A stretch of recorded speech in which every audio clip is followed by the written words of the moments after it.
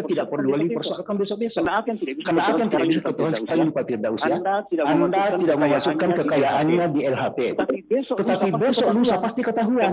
Dan begitu ketahuan pasti akan bikin repot. Bagi seorang pejabat publik. Kalau ada masukan saya ada langsung dari beberapa rekan saya yang sedang monitor saat ini ya. Oke, dari Imam di Makassar itu bertanya ya.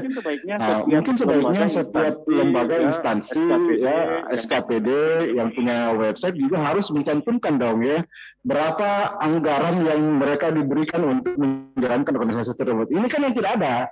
Ini sampai saya lihat beberapa buka ya beberapa website termasuk website pemerintah ini tidak mencantumkan berapa anggaran yang mereka gunakan setiap tahunnya untuk melaksanakan berbagai programnya dan bagaimana pencapaiannya. Nah, ini kan informasi yang perlu masyarakat ketahui juga dan harus terbuka begitu. Itulah yang tadi Ibu Lucia sampaikan ya. Jadi ada beberapa kriteria itu. Satu, ada namanya informasi yang berkala. Informasi berkala ini diminta atau tidak diminta, maka badan publik wajib mengumumkan melalui website atau melalui cara lain. Ya. Nah, antara lain itu tadi, banyak anggaran yang Anda gunakan melalui hal yang paling sensitif. Dan alokasinya untuk apa saja? Ini sudah mencoba alokasinya untuk apa saja? Standar sekali kan? Mungkin masyarakat bisa tahu juga. SKPD mana, instansi mana yang mendapatkan porsi anggaran yang paling besar begitu. Ini digunakan untuk apa saja anggaran itu. Standar sekali. Ada penelpon rupanya. Halo. Halo. Iya, bergabung langsung Bapak. Halo, dengan siapa di mana? Oke, ya, baik. 30 menit dulu. Langsung bergabung. Saya namanya dengan siapa di mana ya? Oke, saya betul lewat WhatsApp saya. Ada beberapa pendengar ya yang langsung WhatsApp saya pada pagi hari ini. Iya, Pak Jack juga, Pak Jack dari Makassar ya. Wow, kena nama samaran ini. Oke, mungkin salah satu salah satu ada juga kayaknya nih ya. Baik, Pak Jack. Oke. Nah, perlu juga bagaimana ini ke depan ya setiap instansi jujurlah ya berapa anggaran yang mereka gunakan ya digunakan untuk apa saja anggaran itu dan itu memang harus jangan hanya kemudian kegiatan-kegiatan seremonial saja yang dihadirkan di dalam website padahal kan ini website kan merupakan sumber informasi yang sangat penting tetapi sayangnya ya instansi-instansi pemerintah yang ada tidak selalu update website tersebut. Nah, apa gunanya dong website tersebut? Ini kan ada anggarannya juga ya untuk membuat website itu berapa domain yang harus dibayar. Nah, itu kira-kira. Tetapi sayangnya ini kan kurang dimanfaatkan. Kemudian PPID juga yang ada hanya bersifat formalitas belaka begitu. Hanya untuk pajang orang saja di situ, pajang komputer saja tanpa kemudian nggak tahu apa kerjanya. Nah, ya, silakan. Ibu Fauzi ya. Ini mungkin berulang lagi yang seperti saya sudah sampaikan tadi ya, nyatakan tadi bahwa ya betul, bahkan kalau kita lihat kan website ini sampai ratusan juta kan dianggarkan setiap tahun sangat besar per OPD. Ya, itu sebelum Covid ya, setelah pasca Covid kan bukan menjadi prioritas karena banyak refocusing dan seterusnya. Nah, wajar sekali ketika publik, ketika rakyat bertanya-tanya, ya anggaran sebesar itu seharusnya untuk membuat aplikasi bukan hanya website, Android, ya sehingga informasi sudah ada di genggaman masyarakat, lebih mudah untuk mengirimkan formulir permohonan informasi seperti itu gitu. Nah, ya wajar sekali saya pikir itu yang saya mau sampaikan bahwa wajar masyarakat menuntut agar website ini bisa optimal pengelolaan. Ya, bukan lagi wajar.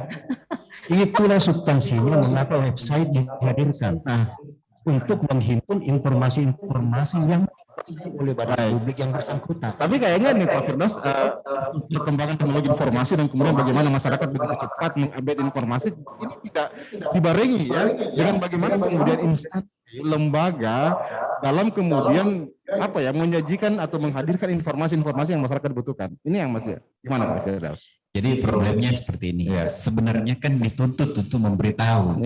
Sebenarnya di balik itu juga ada keinginan tidak mau memberitahu.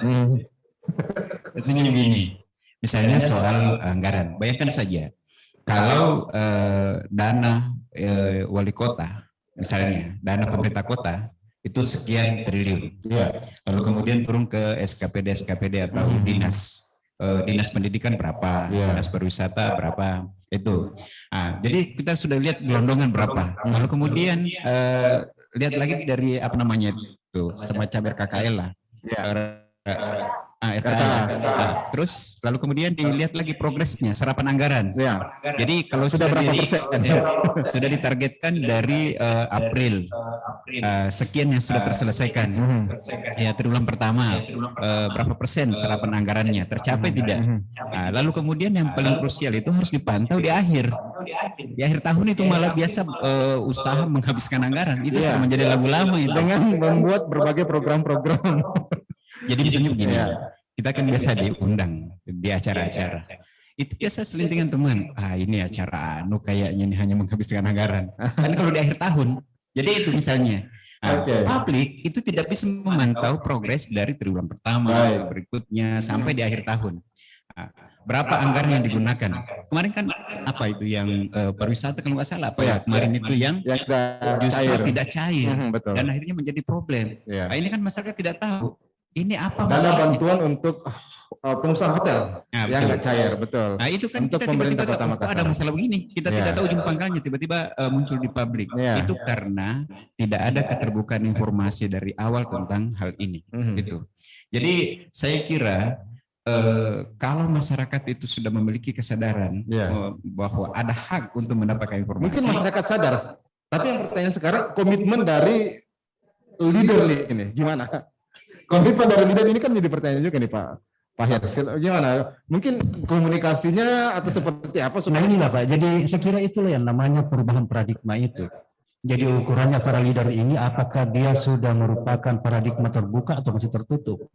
Nah kelihatannya masih setengah dua kan? Jadi, logikanya sederhana. Jadi tidak mau juga dianggap tidak menjalankan ketentuan Undang-Undang 2008, tetapi secara substansi keterbukaan itu mereka masih anggap sudah masalah gitu kan. Yang paling krusial itu misalnya kalau informasi misalnya lamaran kerja. Ini kan seharusnya adalah misalnya 1 minggu. Tapi ini diinformasikan injury time yang kira-kira orang tidak sempat lagi untuk mengurus berkas sehingga dibatasi. Memang dipublish, tetapi dipublish di injury time di mana orang tidak bisa berbuat apa-apa.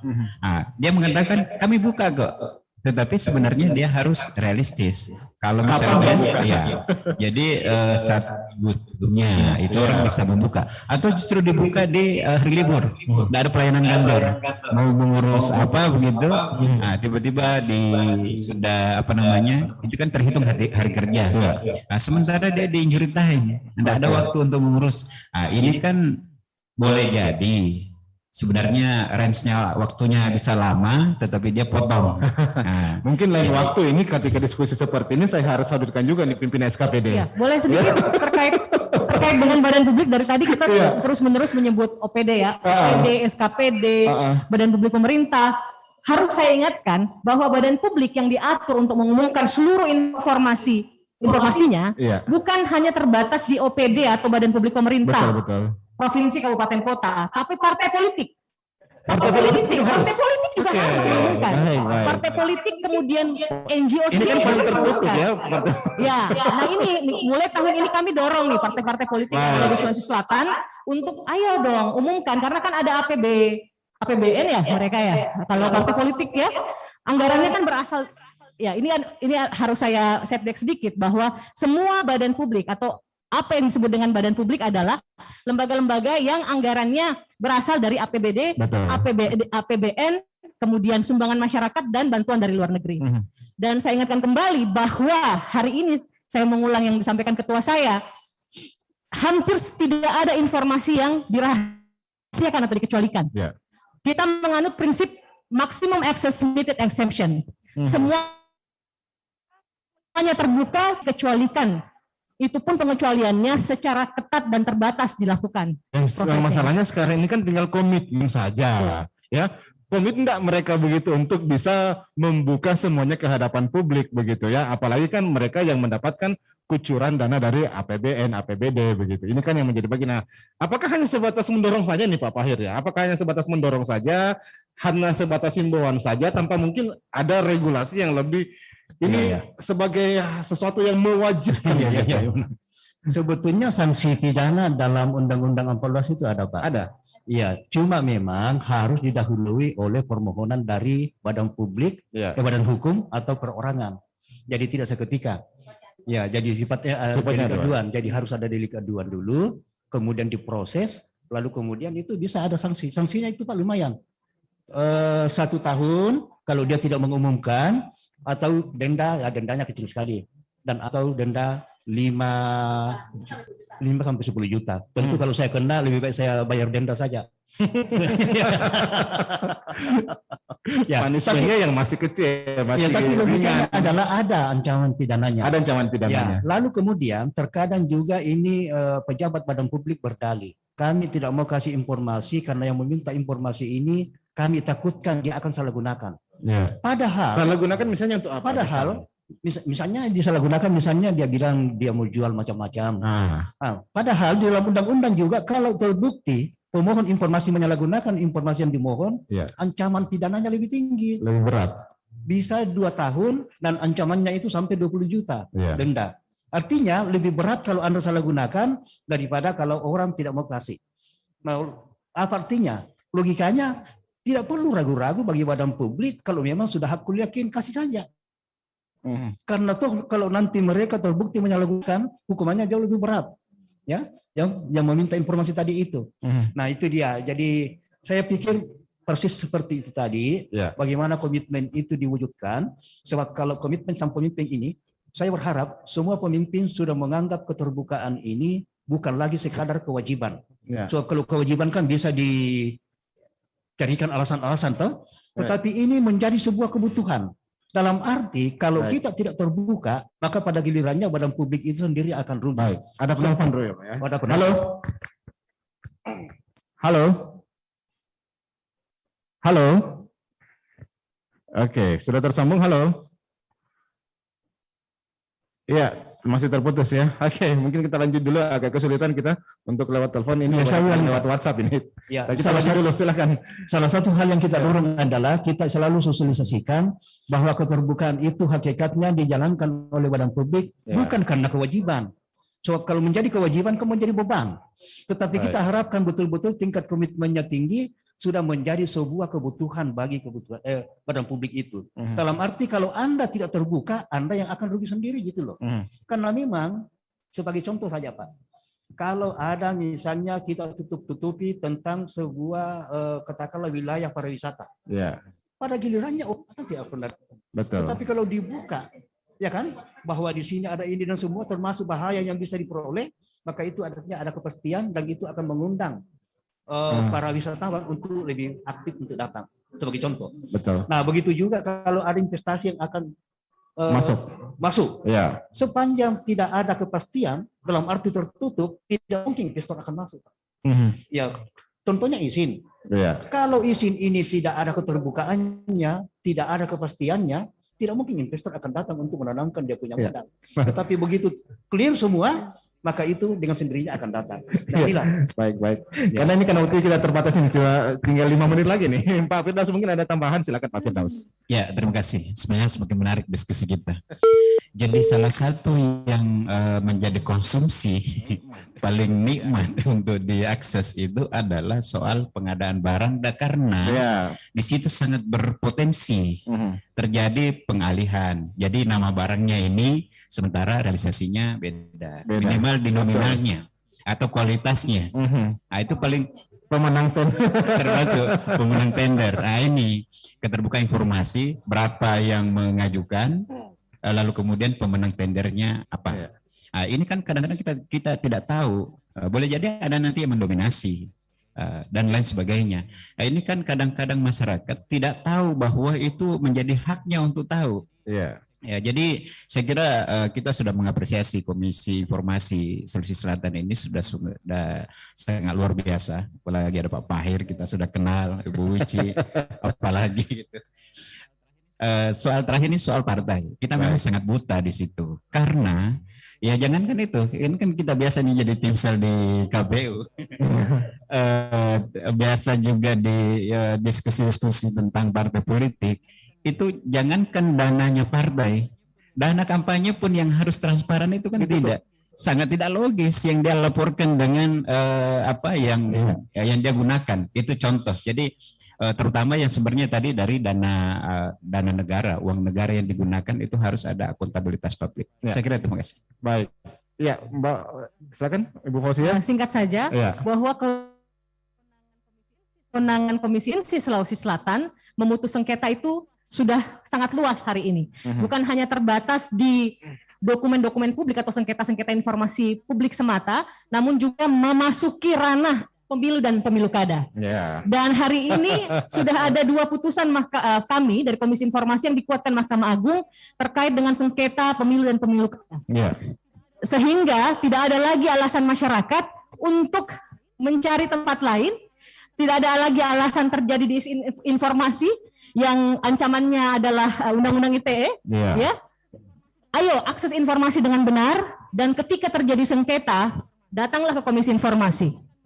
Kami akan menyelesaikan sengketa dengan independen dan seadil-adilnya. Terima kasih. Jadi kalau ada informasi yang tidak didapatkan, jangan ragu-ragu, selalu untuk datang ke Komisi Informasi, ya. Ada tambahan, silakan terakhir, Pak Fahir. Pendengar RRI dimanapun berada, saya ingin ingatkan bahwa hari ini 30 April adalah Hari Keterbukaan Informasi Nasional yang setiap tahun diperingati. Semangatnya apa? Silakan hak rakyat menggunakan haknya untuk mengakses informasi yang memang menjadi haknya. Dan tolong para badan publik untuk menjalankan kewajibannya, menyiapkan dan memberikan informasi yang dimiliki. Mengapa keterbukaan menjadi penting? Karena hasil penelitian dimanapun, korupsi itu bisa terjadi selalu pada area remang-remang, tertutup dan area gelap. Logikanya kalau kita terbuka, maka itu merupakan langkah pencegahan paling strategis untuk melindungi perilaku korupsi. Baik. Ya, sayang sekali diskusi kita sangat menarik. Waktu yang membatasi. Terima kasih banyak Ibu Fauzia, Pak Pahir, terima kasih. Pak Firdaus, terima kasih banyak atas waktunya, dan juga pendengar terima kasih atas kebersamaannya. Saya tutup dialog pada pagi hari ini, keterbukaan informasi publik untuk mewujudkan Indonesia damai dan berkeadilan. Masyarakat semoga semakin tahu, semakin mengerti hak Anda untuk mendapatkan informasi, ya.